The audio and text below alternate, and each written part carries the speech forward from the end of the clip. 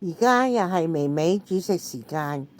今日我係煲一個雞湯，用真空壺。我嘅材料有雞殼、雞腳2隻、雞肉少少。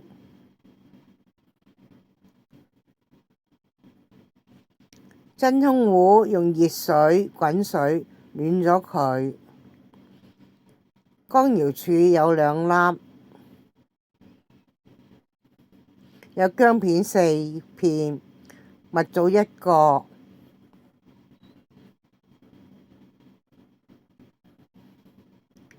雞殼用清水加薑片出水，放入煲中，加入適量滾水，滾起後滾5分鐘，然後洗乾淨。洗乾淨嘅雞加入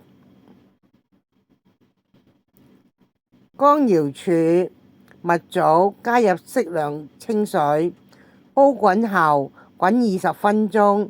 滾完20分鐘後，放入真空壺燜煮至第二日或者晚上食飯嘅時候，就有一碗好味嘅雞湯飲啦。